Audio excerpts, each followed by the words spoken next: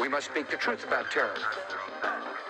Let us never tolerate outrageous conspiracy theories, malicious lies that attempt to shift the blame away from the terrorists themselves. Take your own advice. What happens? I tell you what happens. Blam! I have a window that looks directly at the World Trade Center, and I saw...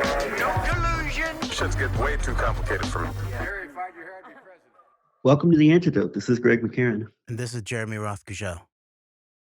All right, Jeremy, I'm talking to you in my brand new microphone. This is our first step towards taking over the world, so to speak.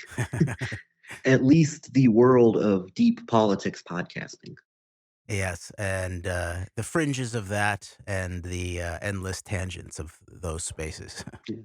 And hopefully moving in a direction to where these topics even can be discussed in quote unquote polite society, because it is possible, as we've talked about, if we can destigmatize and add some nuanced context around the traditional conspiracy theory culture, which has been so stigmatized for so many reasons. But anyway, on this show here, I guess as we plot our machinations to taking over these elements of the world that we run in through the powers of my brand new microphone, we're going to, in this recording, move towards finally, after a couple of months, getting back into chapter 4 of Proof of Conspiracy by Seth Abramson. But while we're in the process of moving towards that, we have a couple of topics that we want to take a bit of time to discuss. And why don't we start, Jeremy, if you want to, with you've currently got your hands on Benjamin Netanyahu's autobiography, Bibi, and you found I think,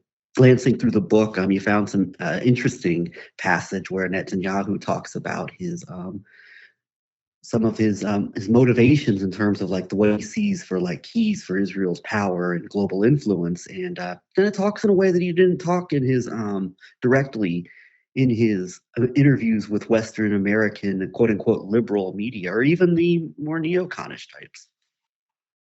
Yeah, so this is Bibi, My Story by Benjamin Netanyahu. And I have this book out from the Lawrence Public Library for a few more days and was looking through it. And there's a bunch of interesting things in here. But the one thing that really stuck out to me was there's a whole other key pillar that Bibi touts himself and his key mission that he's totally left out of his major interviews in the Western press, really over not only just this recent book tour, but over the years. Remember, we covered Bibi's interview with Mark Levin, where Bibi, in the first really mainstream full exposure of the deep strategy of the Talpiot program, although he doesn't mention that program by name in that interview, but really talking about the large scale uh, tech cyber power push combined with his version of Chicago school um, disaster capitalism economics, shock doctrine economics, we might call it. Uh, he expresses how it was a plan of his to create to sort of depublicize, right, to take it private, take the Israeli security sector private in a big way, and to supercharge the Israeli economy, but also Israeli technological influence in terms of global diplomacy. But he leaves out this whole other piece there, and then he also has left it out of even describing his own book now. And so I just want to read what he considers his other twin pillar of. Yeah, this is what's not what was left out of things like this podcast he did with the Hoover Institute, where he waxed all kinds of poetic about the American free market Chicago system and bringing that into Israel and the key to prosperity and all this. But this other part, I think, kind of very well, you can make a case goes hand in glove with that in many ways. Definitely. So we'll get into this. We'll just read a couple, not even couple pages, but almost a few pages here. And so we'll start on page 270 of Benjamin Netanyahu's Bibi, My Story. It's sort of weird. He calls it Bibi, like he's talking about himself. Okay, all right. I'm just going to start two paragraphs up from a break, which includes the back end of him explaining his economic strategy. All right, quote. But despite the numbers, the economy had not yet undergone. He's talking about 1998 here, where he says, quote, foreign exchange reserves climbed to unprecedented levels from 8.8 billion in mid 1996 to 22.7 billion dollars at the end of 1998. But despite the numbers, the economy had not yet undergone the structural revolution I had in mind. That would require my total attention, and I could not give it because of the rest for the rest of my term. I would be preoccupied with fending off political pressure from the Clinton administration. All right. You remember Lewinsky and all of that. This is the time, of course, the 90s, the mid 90s, especially into the late 90s, where it looks like Clinton's administration was sort of castrated geopolitically and diplomatically, especially in relationship to Israel. And Netanyahu saying he's fending them off. And so remember, this is the decade, three key aspects of the Clinton administration and specifically the location of the White House in terms of Israel and Netanyahu fending off Clinton.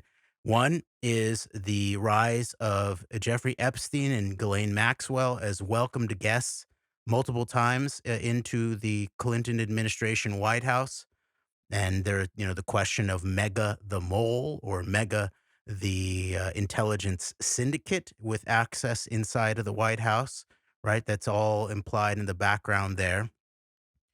Then you also have the rise of Israeli telecommunications contractors entering into the White House, which will come up again, maybe even in our recording today, in terms of the question of Norfolk Southern, the East, I call it East Palestine, Ohio, total catastrophe, environmental catastrophe, and then I'll just point out that I found an announcement from the 2009 time of NICE Systems or NICE NICE Systems, key Israeli cyber communications contractor, like all of them, emanating out of Israeli military intelligence, escalating its contracting communications, specific nodal communications of importance, a relationship with Norfolk Southern railroads, and so we might get into that later on because I have my eye on that. There's not tons of forensics on it, but I'm suspicious of potential sabotage in relationship to that incident. Um, but remember, this is the when the Israeli contractors are welcomed into the White House for telecommunications. This is really the rise in a more general fashion that then gets climax post 9/11, where you have the NSA contracting out technology that William Binney, by the way, the technological lead at the NSA for many years, and who, by the way, had other thin thread options for actually targeting potential national security threats domestically inside the United States that wouldn't have been mass surveillance. But instead, Binney says that the technology that had been created inside of the NSA was very likely, at the very least covertly, but very likely unlawfully, passed to the Israelis and then became the technology of the Israeli military intelligence corporate cutout companies Narus and Verint, which then became the key. They were the providers of the hardware at the at the interstitial points in the American communication system for the NSA to tap basically the entirety of American communications, and it's Israeli technology that looks like according to Binney was transferred covertly to the Israelis for that technology. But then, of course, then it comes along with this Israeli intelligence backdoor. So there's this whole escalation of cyber intelligence, cyber weaponry in the 90s. And then in terms of the third point in the 90s, in terms of the end of it, as Netanyahu's describing right here, we have the political warfare component, the Monica Lewinsky scandal, as we pointed out, that Netanyahu shows up on the day. The Lewinsky scandal is launched on the day of Bibi's meeting with Clinton. So it's political warfare that obviously these kinds of Netanyahu sponsor networks were running in an American context. So those three key points, I'd say. You have human intelligence, Epstein Maxwell, and the whole question of mega the mole, mega the network. You have second, you have Israeli cyber communications contractors inside the hen house in this case, and then third, you have the political warfare dynamics of fending off Clinton, I would say. Yep. The Drudge report, of course. Remember Drudge, Andrew Breitbart. Breitbart, made in America, conceived in Israel, was the major media outlet that was responsible for, really put the Lewinsky scandal on the map to the way that it would become. And you think of these three dynamics you mentioned here, Jeremy, and these are the type of things that would make a sitting U.S. president ask, who's the goddamn superpower here, which is what Bill Clinton was said to have said about, I believe, even with relation, was it directly in relation to Israel? Yeah. Yeah, who's the goddamn superpower here? So he was talking about Bibi, I think. Yeah. Right. And so then you had the combination of the domestic vast right-wing conspiracy and then this Israeli element, even through new media at the time, like Drudge Report and all of that. Yeah, it made a pretty, I would say to say that it made a formidable opponent or a formidable machine would be an understatement. So yeah, these are at play here, and then even getting into the roots of some ways of like the rise of Israel's influence within the telecommunications industry. Yeah, it's a very interesting time, and of course, it doesn't help that the president himself was himself compromised by elements of this whole thing as it relates to both the deep investigations of like Clinton's own role in things such as likely role in things such as operations in Central America in the 80s through the state of Arkansas while he was governor. And then, of course, even the Epstein operation. And then this hawkish Israeli element working in conjunction with the American, what Hillary Clinton called the vast right-wing conspiracy. Definitely. Good points. All right. So back to the text of Bibi, page 270 of Bibi, My Story by Benjamin Netanyahu. All right. Quote, that would require my total attention, and I could not give it because for the rest of my term, I would be preoccupied with fending off political pressure from the Clinton administration. I realized that a free market revolution would require something else, passion, total unswerving passion by the finance minister, backed by the prime minister to effect radical change. Radical change. Okay. I realized then that if I was reelected prime minister, I might have to personally take on the role of finance minister as well. I kept these thoughts to myself. End of section. All right, here we go. Quote, initiating the dramatic liberation of Israel from a controlled economy to a free market economy was one of two great changes in Israel's global standing that I initiated in my first term. The second was to begin to expand our international contacts beyond the traditional sphere of the United States and Western Europe, a revolution that would be completed in my subsequent terms as prime minister. He completes it. So nothing could replace our indispensable alliance with the United States, a partnership rooted in common civilizational values. But this did not mean that the United States should be our only ally. Thus, in my first term, I sought to warm ties between Israel and two other global powers, China and Russia. After receiving American approval, Israel had agreed to provide the avionics to a Russian AWACS plane, AWACS, an aircraft with enhanced radar.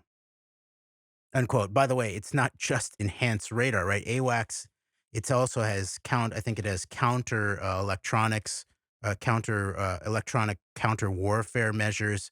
I believe it's the basis for uh, the communications for things like the doomsday planes that the United States have, including it's integrated into the president's Air Force One and Air Force Two planes. And so just what immediately popped in my mind when I first read this was the timing of this is interesting. Now you'll see that the United States pulls out of giving its blessings to this, but the timing of this is right in the years right before 9/11, and there's this lingering fact of 9/11 where when Bush was flying around on Air Force One, from a school in Florida to different Air Force bases, ending up in Offutt Air Force Base in Nebraska. By the way, the same day that Warren Buffett and all these big CEOs and celebrity types were holding a golf match that we've mentioned before, that there was a threat. There was a code worded threat to Bush and the Air Force One. It was called Angel is Next. So the 9/11, network, the 9/11 architect network, someone involved or some people involved were actually producing threats directly to the American president in relationship to his personal Air Force One AWACS, right? Angel is next. So that's sort of what popped in my mind just in terms of the timing of all this. And I'm not saying that it's directly associated, but I think the context here is very interesting to consider.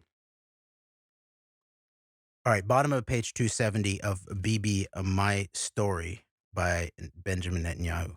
Quote, after receiving American approval, Israel had agreed to provide the avionics to a Russian AWACS plane, an aircraft with enhanced radar that would be sold to China and India. The U.S. subsequently changed its mind, and we had no choice but to abort the project. I visited Russian President Boris Yeltsin in Moscow in 1998. The first part of my meeting with him was devoted to this subject. Unquote. By the way, I mean the first part. What is he? Didn't he just sort of say we can't do it anymore? The Americans said no.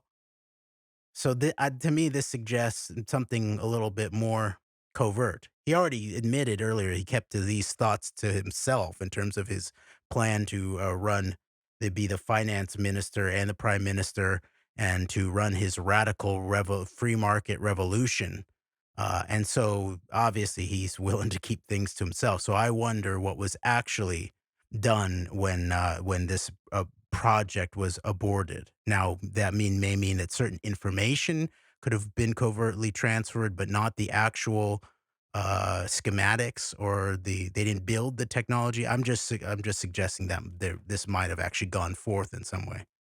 You mentioned to me when we were before we went on air that Netanyahu basically referred to Yeltsin as low energy. I mean, that shades of low energy Jeb and all that from to the remind, but he's basically that's not a compliment towards Boris Yeltsin.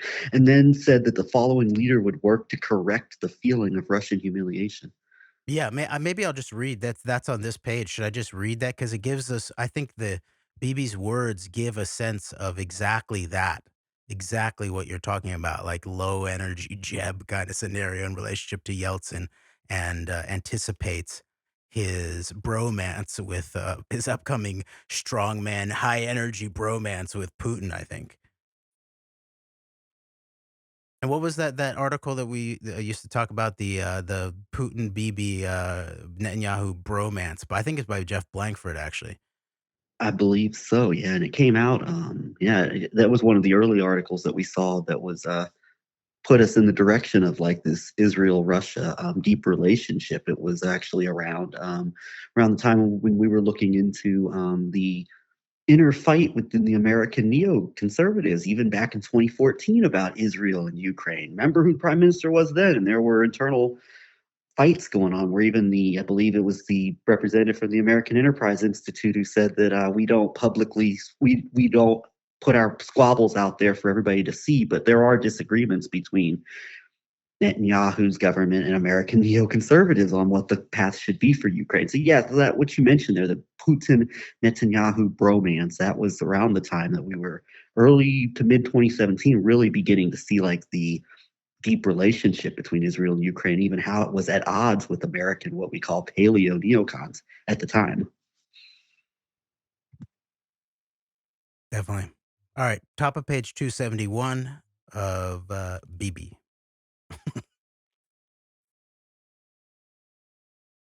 Quote, the first part of my meeting with him, Yeltsin, was devoted to this subject, aka the aborting of the AWACS project. The second was devoted mainly to the need for Russia to not supply Iran with nuclear or missile technology.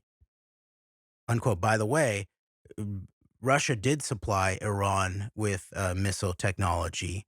But again, I'll remind folks of my hypothesis around the shoot down of the Ukrainian airliner at the heightened moment in the wake of the Trump assassination of General Qasem Soleimani, where it was Russian supplied anti-aircraft missiles, Tor M1s, I believe, that were the ones that shot down the Ukrainian airline in Iranian airspace. And we, at the time, we pointed out that there had been this long term grumbling by Iran toward Russia and basically accusing Russia of giving Israel the backdoor, the codes to the Tor M1 system. So these kinds of covert industrial scale technological relationships, I think that Bibi is not talking about here. He's just sort of saying that we aborted the operation, but I think something way deeper is being implied here.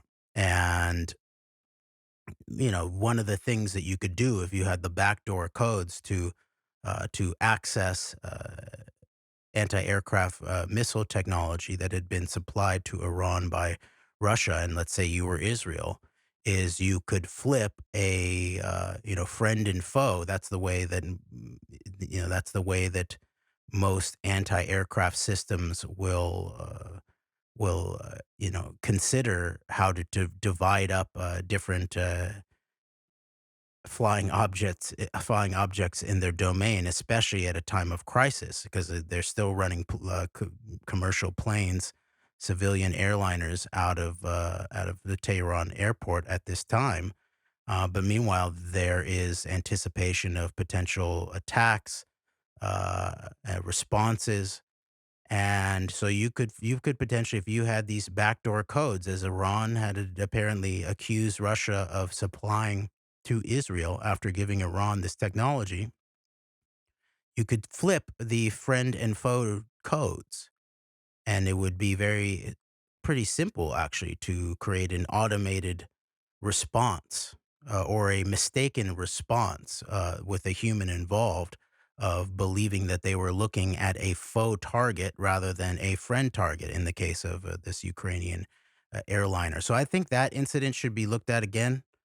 The Iranians went mute on it, and just as I had predicted in my public analysis of it, it was the quote unquote multipole or quote unquote alternative media that really jumped on that and started smearing the forensics and drove that investigation right into a dirty ditch. But I think that incident should be looked at again in terms of this statement about Bibi and Russia to not supply Iran with nuclear or missile technology when the Russians and did supply Iran with missile technology, but with the Iranians accusing them of supplying the codes to Israel. And then you got to remember of the whole Russia-Israel deconfliction operation in Syria in relationship to the Iranians' involvement too. So that's covertly on display here. All right, page 271 of Bibi. Quote, Yeltsin was friendly and on that day sober. Greg, another dig, I think, right? Of course. But he was without energy. I could see that he already viewed Russia as a waning power. Nothing demonstrated this decline more vividly than the government guest facility where our delegation was housed. A relic from the communist era, it had a huge old 1950s refrigerator, totally empty except for a jar of caviar and a bottle of vodka, which I don't drink. Since I suffer from a bad back, courtesy of my military service in the unit, capitalize. So I think he's talking about what, Sayeret Matkal? Behind enemy lines, quote unquote, reconnaissance. My advanced team had requested a hard mattress. If none was available, my team was instructed to ask for a board to put under the mattress. The mattress is the first, and most of the time, the only thing I check when I am given a hotel room. I'm guessing these perks were on full availability at the Kushner household back in the day. The Kushner supplied me with a nice firm bed exactly to my wishes. And it was Jared's bed himself. Isn't that right, Jared? Remember that? He flexing on Jared when they showed Yeah. up at the Trump, when he first did his first press conference with Trump. Definitely. And people with hindsight would not have been having direct press conferences in any other presidential administration. I just love to say that with hindsight. But yeah, this is just full of, it sounds to me like this is just derision and disdain for Yeltsin. It's being masked under like a careful usage of words. But this is not this is not a friendly characterization of this particular leader who preceded Putin, and the next leader is going to have to move away from the humiliation that Russia has undergone. Yeah, there's on the political cultural context, he's definitely expressing some kind of MRGA, make Russia great again kind of scenario. Maybe that's just looking back on it, but it's obvious that he's using language that resonates with the Trump base, right? It's got to be low energy Yeltsin. They are a depressed nation. They need to get strong again. They're a waning power. This is all because they didn't give me a good bed, all of that kind of stuff. I think the Bannon types who see Russia like won't overtly say like, yeah, we're on team Russia. Like they try to play it more pragmatic, more some type of neutrality around it. But like the types that like, yeah, we need a strong Russia to align against the enemies of the Judeo-Christian West and the enemies of freedom and prosperity in the world. Yeah, this is like music to their ears, I would think. And the other thing I think that he's doing too is even while he's laying out this second part of his twin pillars of what he calls radical revolutions that he was driving based on passion when he comes into firmer power in the Israeli government. That first one being the sort of unchaining the Israeli economy from its state overlords, he calls it. He talks about it right as the skinny man carrying the fat man, and he relates that to his time in the military and things where they would carry each other. And a lot of militaries do that, like the Marines. That's a big one where they carry each other on a run or something like that. But he always liked to, play with that this sort of fat welfare public sector state is having to be carried by this private, thin, strong man or something like that. So he's obviously then following up this second piece of it, this multipolar, where he's saying, okay, the United States, they are are in what are they? What's the indispensable, right? That indispensable ally, but that doesn't mean to be our only ally. We're also going to try to get, AWACS to the Russians and let the Russians produce AWACS based on U.S. technology. And we're going to get deep in bed with the Chinese in terms of technology. And so this multipolar turn or this turn to the Eastern uh, political power blocks is this other piece of this. And he, at the same time, he's basically, I think he's sticking it to the remnants of the Soviet, this sort of drab gray Soviet economy that's sort of run out of life, and this low energy economy.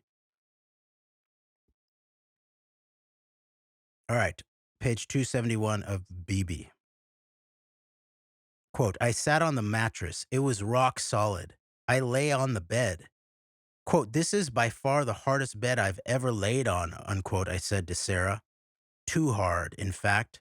Lifting the bed sheets, I discovered why. The Russian chambermaids had put the board above the mattress and covered it with a bed sheet. I relate this not to mock Russia. It underscores a widespread feeling of humiliation that I sensed in Moscow. The opening up of Russia from Mikhail Gorbachev to Yeltsin revealed that Russia had fallen hopelessly behind the West. This was a sentiment the next leader of Russia, Vladimir Putin, would be determined to change. My visit to Beijing was friendly. China's leader, Jiang Zemin, received me warmly. He was genuinely interested in learning about the Jewish people in Israel, which were already held in high regard in China thanks to our contributions to Chinese agriculture. Jiang Zemin expressed to me his great admiration for the legacy of the Jewish people, who produced such geniuses as Albert Einstein. Quote, the Jewish people, but wait, hold on. This is interesting too, that, Einstein, he's referencing Einstein. Netanyahu is really the next generation of Menachem Begin, right?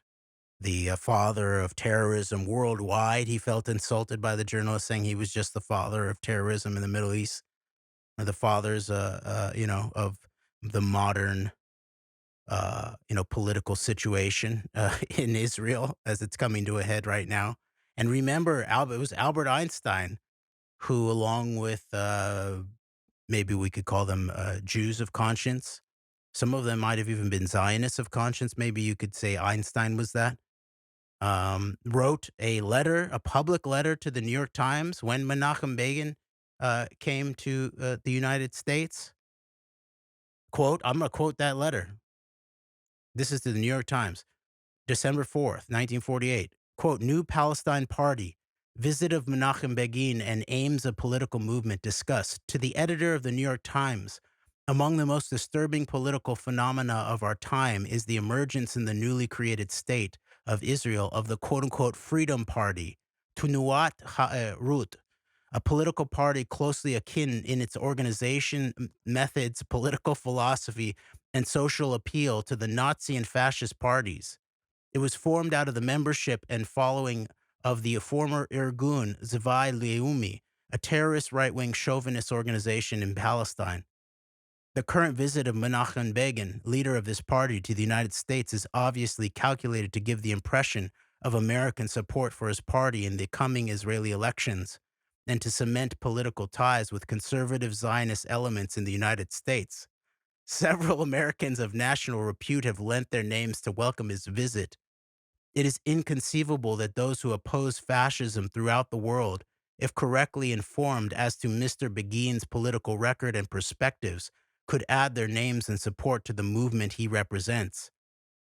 Before irreparable damage is done by way of financial contributions, public manifestations in Begin's half, and the creation in Palestine of the impression that a large segment of America supports fascist elements in Israel, the American public must be informed as to the record and objectives of Mr. Begin and his movement. The public avowals of Begin's party are no guide whatever to its actual character. Today they speak of freedom, democracy, and anti-imperialism, whereas until recently they openly preached the doctrine of the fascist state. It is in its actions that the terrorist party betrays its real character. From its past actions, we can judge what it may be expected to do in the future.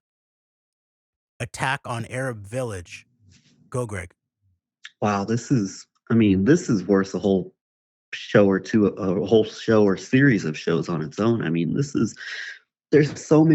a lot of parallels between then and now. Like, this whole thing is nothing new, and the people who want to misrepresent and deliberately misinform people and disinform people about like the um, that this dynamic is nothing new. And I was even thinking about like the a couple of examples of this. I know we're getting off on another tangent here, but I feel like this is a combination of like the way that these, maybe your more liberal secular Jews that are not down with the Zionist state, like they're seen as.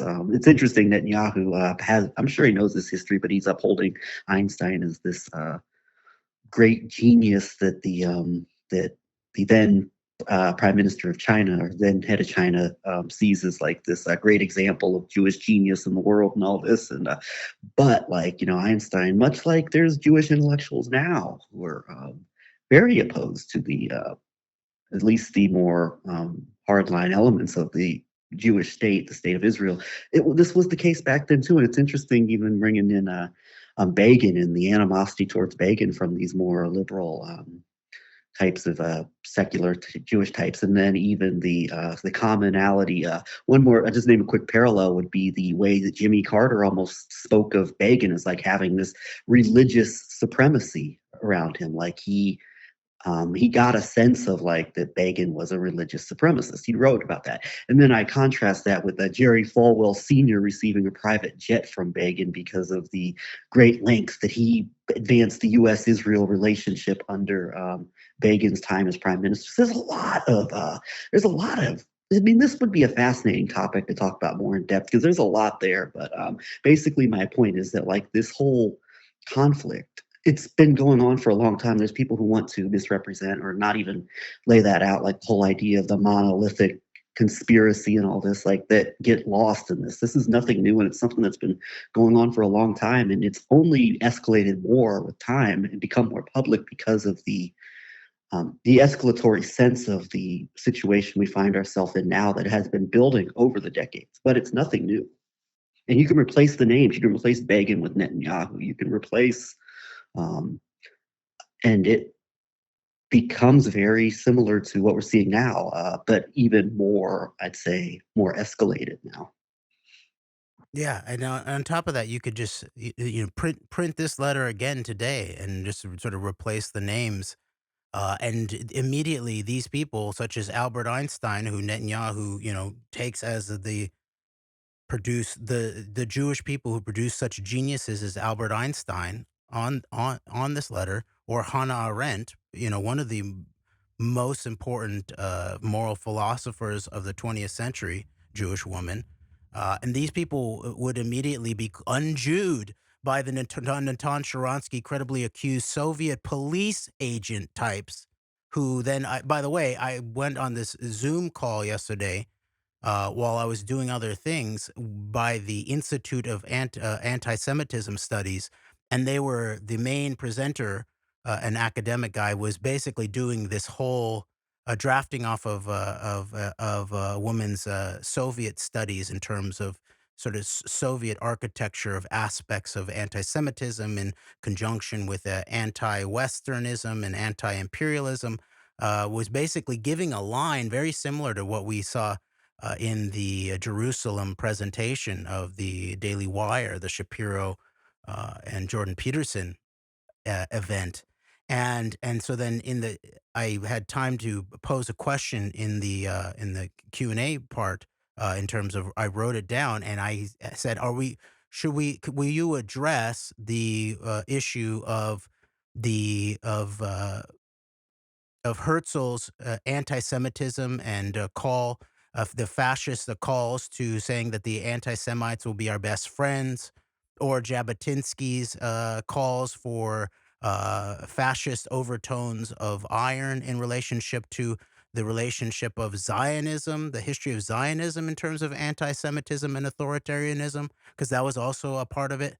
And and then after that, they didn't read the question. But then Christine Maxwell, Ghislaine Maxwell's sister, and one of these, key people actually in terms of, even more key than Ghislaine herself in terms of the Israeli military intelligence sector and its relationship with Silicon Valley, especially Microsoft.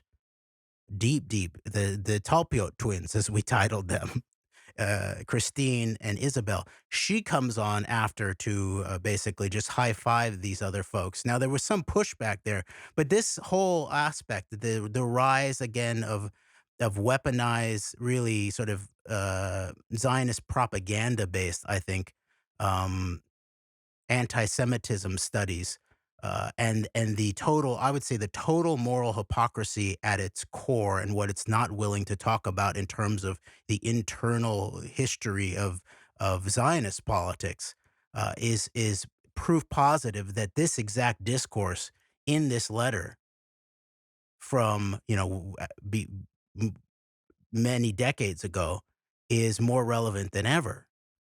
And it's definitely the case that these Jews who wrote this letter to the New York Times would definitely be called self-hating Jews, unjewed, dupes of anti-Semites worldwide, and all of that kind of thing. And meanwhile, this letter would be even more powerful today because they were proven exactly right in terms of what would happen if the people with the Jewish people and the American government and the American people were to accept these fascist terrorists. They're very clear. They use language like terrorism, fascism, supremacism. I think they use at some point uh, that this was going to indicate a very bad move. And now we have just decades and decades of even deepening and worsening proof, historical proof, that they were correct. Now we've got decades of more ethnic cleansing, more decades of military occupation, more decades of terrorism, of really security destroying espionage in relationship to the indispensable ally of the United States. We've got attempts to assassinate Jewish American ambassadors. We have credibly accused big terrorism. Like Menachem Begin, it was like the Netanyahu types were like Menachem Begin, hold my beer, watch this global terrorism.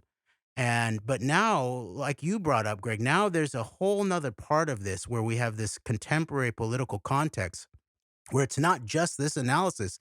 Now there's this whole other analysis of authoritarianism and this transnational aspect that then is related to this multipolar turn, especially between these, amongst these figures of people like Putin, Netanyahu, Trump, Orban, Bolsonaro, this whole Modi, that whole aspect, Xi, you know, and so this is even this has been heightened, and I think that actually we're probably at the height since that time of the potential calling into serious focus the real threat of what is going on in terms of this what's become of this Zionist project.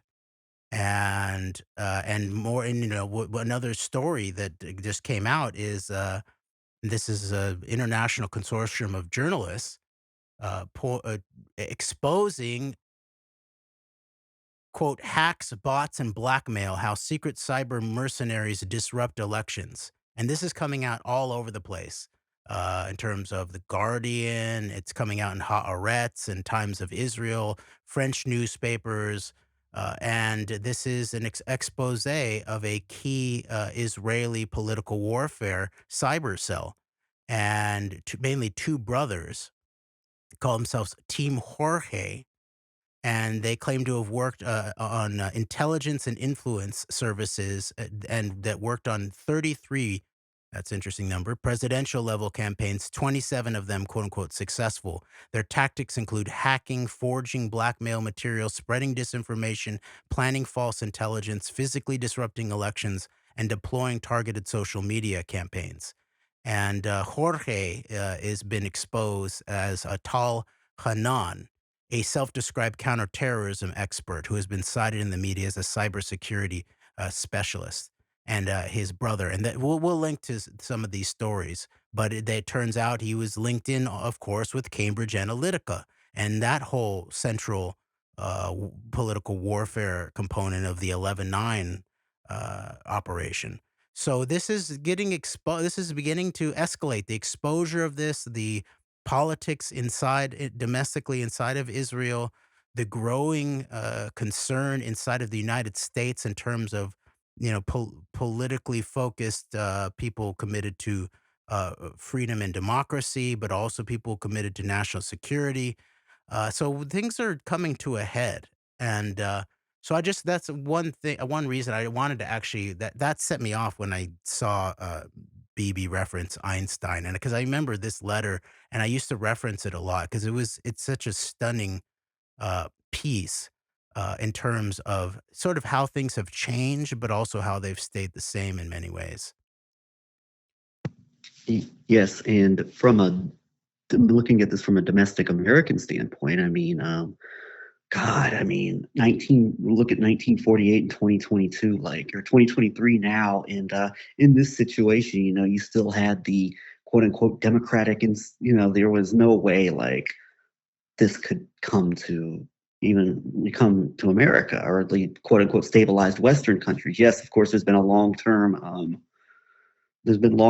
collaboration, and obviously the original sins of the recognition of Israel and the power that the Israel lobby through media and government would have over our institutions and over our politicians. And there's been periods where it's been more pronounced than other periods, maybe during the presidency of a Lyndon Johnson or certainly George W. Bush. But now we've reached the situation where, in addition to all this, there's been this long-term weaponized destabilizing of Western Europe, but in general, I'd say, but the United States in particular, to the point to where someone who is just the where you have the rise of a Trump-like figure. We're not only in a situation where he's in office but is out of office, tried to stage a coup against the government that was going to be following him into power, and now has the opportunity to be installed back into power. And not just Donald Trump, but basically you've got a primary where it's going to be Trump-like people who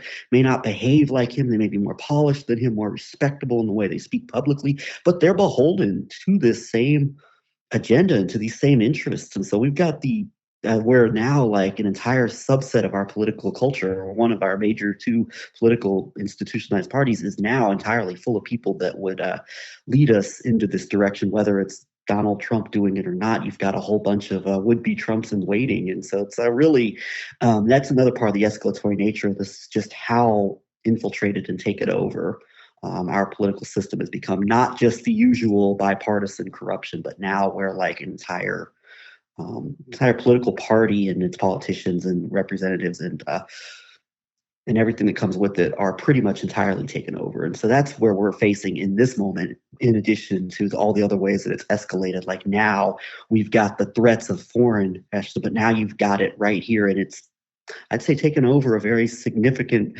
portion of our society. Definitely. And Greg, I want to finish this letter if that's okay. I just think it makes sense to sort of complete it. Yeah, let's do it. All right. And remember, this is from this is the Freedom Party, right? That they're calling out Menachem Begin, calling. So from the Freedom Party to the Freedom Caucus, I don't know. Uh, all right, back to this letter.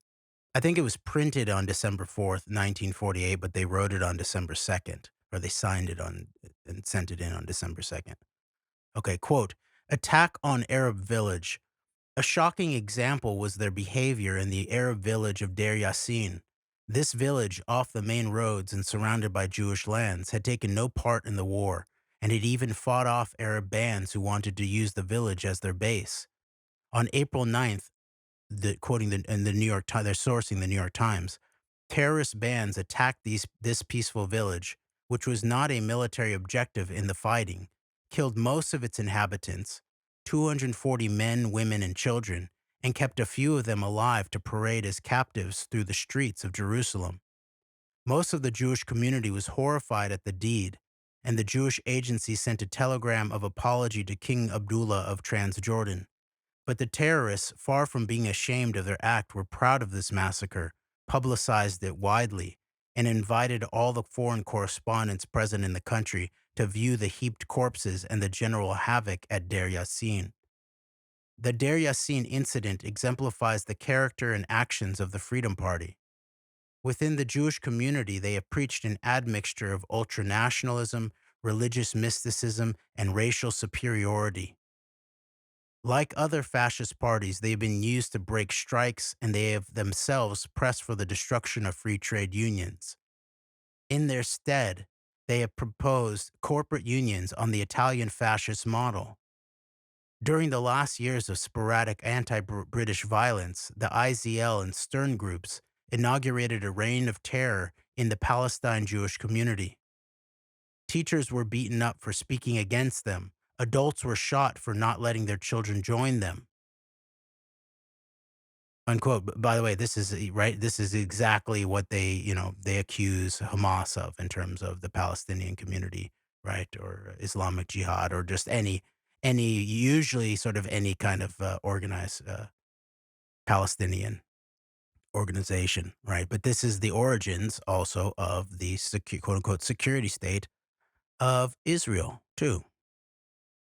All right. And once again, as I always point out, it's Zionists don't preserve Jews from their targets of terrorism and destruction. Sometimes they will target them potentially. All right, quote, teachers were beaten up for speaking against them. Adults were shot for not letting their children join them. By gangster methods, beatings, window smashing, and widespread robberies, the terrorists intimidated the population and exacted a heavy tribute. The people of the Freedom Party had no part in the constructive achievements in Palestine. They have reclaimed no land, built no settlements, and only detracted from the Jewish defense activity. Their much publicized immigration endeavors were minute and devoted mainly to bringing in fascist compatriots.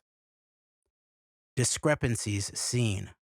The discrepancies between the bold claims now being made by Begin and his party and their record of past performance in Palestine bear the imprint of no ordinary political party. This is the unmistakable stamp of a fascist party for whom terrorism against Jews, Arabs, and British alike, and misrepresentation are means, and a quote-unquote leader state is the goal.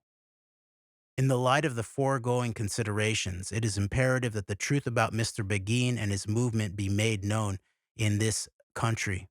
It is all the more tragic that the top leadership of American Zionism has refused to campaign against Begin's efforts, or even to expose to its own constituents the dangers to Israel from support to Begin. The undersigned therefore take this means of publicly presenting a few salient facts concerning Begin and his party, and of urging all concerned not to support this latest manifestation of fascism.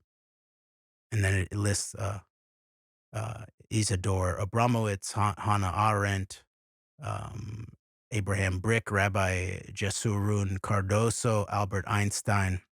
I won't read all the names, but Seymour Melman is on here. So that's interesting. Now, so it's obviously the case that this is not just anti-Zionist Jews. Some of these are Zionist Jews, but they see themselves as Zionist Jews of conscience or something like that. But Hannah Arendt, I believe, was actually anti-Zionist.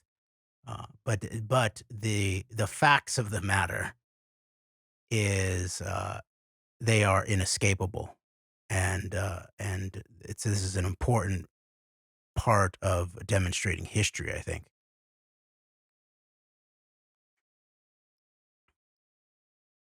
All right, Greg, should we get back to should you read just the finishing off of the Bibi? Yeah, I think that sounds good, and yeah, we'll revisit this because the bigger topic to be had about that, I think, is very extensive, and it even goes back into what we were uncovering a few years ago, getting into like the history of the B'nai B'rith, and even of the undermining and the weaponizing of anti-Semitism and other matters in social issues in general, but particularly around this topic of anti-Semitism and the very, I think, obviously incorrect and seriously problematic idea of the monolithic conspiracy. There's so many layers surrounding this topic. Even what comes out of this letter alone, I feel like it's going to garner perhaps some pretty significant amount of conversation about in the future going forward here, because this is, I think, very instructive. And history repeats itself, and it gives us a lens into the past, present, and potentially the future of these debates and conversations. But this is as much as important as this is. Like, I don't think it's as well known or publicized in historical context or in a current context, certainly the way it should be. This is, I think, I'm glad you read that because it opens up a lot of layers. All right, thanks. Especially with Bibi dropping Einstein in relationship to his uh, turn to other potential allies in terms of Russia and China. And this part, actually, I think he has referenced some of this, his conversations with Chinese leadership in some of these interviews, but he's never talked about it in terms of specifically that this was a key piece, the matching component to his cyber power, economic quote unquote freedom uh, pillar. But he has referenced this instance, I think, in some of these more recent interviews. All right, bottom of page 271 of Bibi, My Story by Benjamin Netanyahu. Quote, Jiang Zemin expressed to me his great admiration for the legacy of the Jewish people who produced such geniuses as Albert Einstein. So maybe it's Zemin that Bibi had to say it because the Chinese leader named him. Okay, quote, the Jewish people and the Chinese people are two of the oldest civilization on earth, unquote, he said, dating back 4,000 and 5,000 years respectively, unquote. I agreed, adding India to the list. But there are one or two differences between us, I said. For instance, how many Chinese are there? 1.2 billion, replied Jiang Zemin. How many Indians are there? I pressed on. About 1 billion. Now, how many Jews are there? I queried. No answer. There are about 12 million Jews in the world, I said. Several Chinese jaws dropped in the room. This number of people could be contained in a large suburb of Beijing. Okay, I'm gonna skip ahead here because this is like one of the main this is one of the main sort of cultural, global culture war aspects of him sort of presenting the cause of Israel as a continuing good ally, I think, to the United States in terms of the war for civilization or something like that. So he has talked about this in some of his interviews. All right, skipping ahead.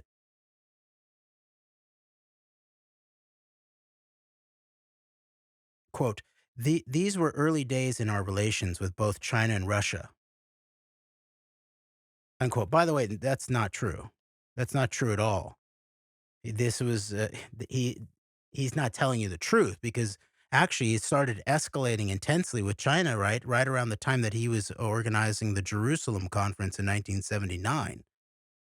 When Shaul Eisenberg had recently created a covert, high level military intelligence technology related mission to China on behalf of Israel.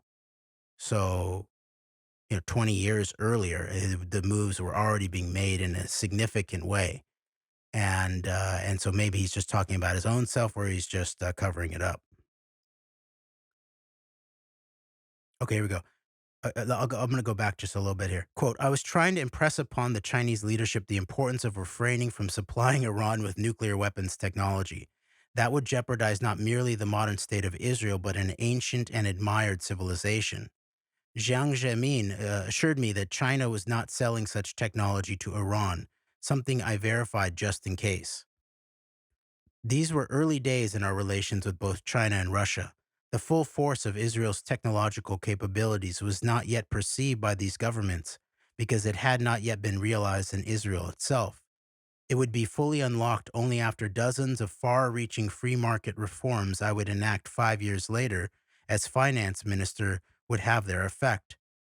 Yet a few glimmers could already be seen in the late 1990s.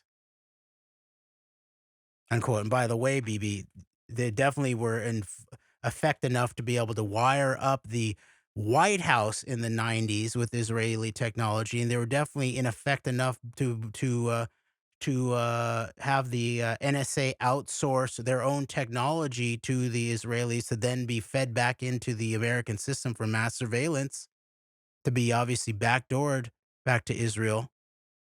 So he's not gonna mention any of the basics of like the Bamford expose in the Shadow Factory in terms of the wiretappers and techno-tyranny chapters.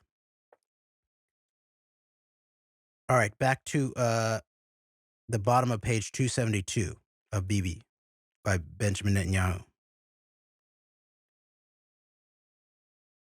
I emphasized these capabilities on visits to two other Asian countries, Japan and South Korea. There, too, and especially in Japan, Israel's technological potential beckoned. On the way back from one of my visits to Asia, I was invited by the leader of Azerbaijan, Haydar Aliyev, to stop in Baku. In Baku, I think it's called Baku. I sent a reply that we could only do so at 1 a.m. Quote, I don't mind, Aliyev responded. We'll have an early breakfast and you will see the sun rise over the Caspian Sea, end quote. In a Soviet-era guest house on the shores of the Caspian, Aliyev gave us a 12-course breakfast saluting Sarah Hanum, Madam Sarah, before each new dish. When the sun rose over the sea, we completed the feast by going out to the terrace. For Israelis used to seeing the sun set over the Mediterranean to the west, seeing the sun rise over a body of water to the east was an unusual sight, and a welcome one after the long breakfast in our lives. 25 years later, I visited Azerbaijan again. I stood with Haidar's son and heir, Ilham Aliyev, on the terrace of a glistening modern guest home built next to the old one. By then, the relations between our countries, as between Israel and so many others, had undergone a complete transformation. Azerbaijan borders Iran. Having Israel as a friend didn't hurt. Tiny Israel was now ranked among the dozen most powerful countries in the world. The formula was simple. Power attracts, weakness repels. How we achieve this transformation is not always understood. It was part of a deliberate strategy that from day one was central to my agenda. And then the last paragraph of the chapter here, or the last little section. Quote, though the full rise of Israel on the world stage would be seen only after my tenure as finance minister and my subsequent terms as prime minister, we received an early message of appreciation for Israel's strength from an unexpected source. In early January 1998, Saddam Hussein placed limitations on UN inspectors charged with monitoring a possible revival of Iraq's nuclear program. Tensions flared between the U.S. and Iraq, raising fears that Saddam would target Israel once again in retaliation for an American military action. I directed the military to make defensive and offensive preparations for such a contingency. In late January, Russia's deputy foreign minister came to see me with a message from the Iraqi dictator. Quote, Saddam asked me to convey to you that he has no plans to attack Israel, unquote, he said. I passed back a pointed response. Quote, tell him that's very wise of him, unquote. Notwithstanding Saddam, during my first term, two great issues competed for my attention. American pressures for dangerous Israeli concessions and the rise of Iran. To these were added a succession of endless crises, some real and some manufactured by a largely hostile Israeli press. End of chapter. Fake news. Yep. And also the deeply hostile Israeli press, that reminds me of, once again, we have to take into consideration that while the situation has escalated here in the West, it's also escalated significantly in Israel with now the, the same types of, the hardliners have taken power, not just even in the office of the prime minister or an individual cabinet position or within even certain positions, but like now, like has basically you see in like a hardline takeover, which is why I always parallel what's going on in Israel now with what's going on in the United States with Ron DeSantis and the woke comes to die, and referring to the biblical names of Judea and Samaria for the occupied areas. This escalation, like it's right there as well. And so even hearing him say the hostile Israeli press, like it just reminds me of the situation. They are, of course, not being Israeli, but looking at it from our lens, like there are, I think, important parallels with the just how much things have escalated and shifted to where these global culture war and war on terror hardliners are now like really seem to be running things at an increased level. Definitely. And all right, I think we might need to leave it there for today.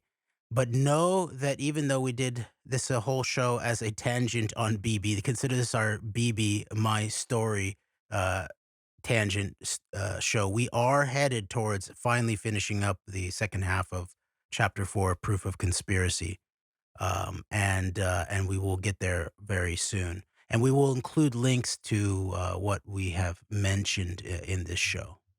For sure. And we'll have that. And also, as we move into the weekend, we're going to be getting into this very interesting situation with the Rage Against the War Machine rally and the counter Code Pink rally. It looks like there's some escalation in terms of the infighting going on between those respective quote unquote anti-war rallies and things over who is and isn't anti-war and who is and isn't devoted to the cause and all of that. But we'll have a conversation about that, at least as we come into the weekend here with that rally getting ready to take place and some of the dynamics surrounding it. And also here in the near future, we want to get into. I know you have some thoughts on the disaster in East Palestine, or as you call it, East Palestine, Ohio, that you mentioned earlier with Norfolk Southern and the telecommunications aspect of it. But we'll be getting into chapter 4 of Proof of Conspiracies very soon, along with we're going to have some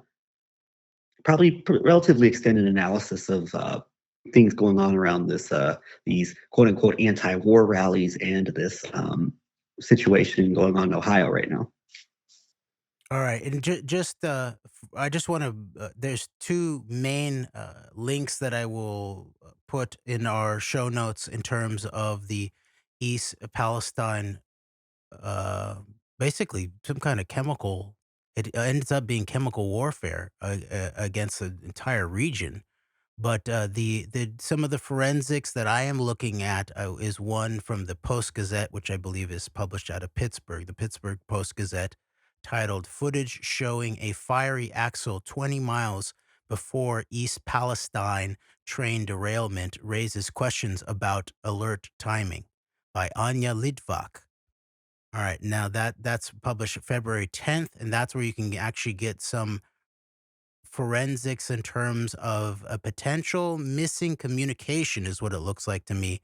20 miles from a hot box where there's automatic communications in relationship to the heat of the axles in relationship, or maybe the wheels and the axles in relationship to the train tracks.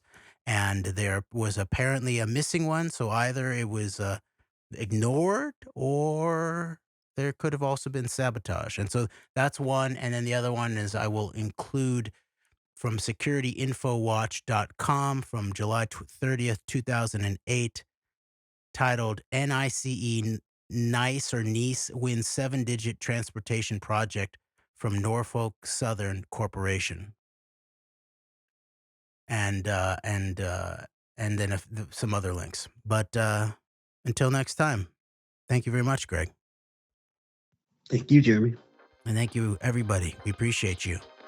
AnteDote, we are out.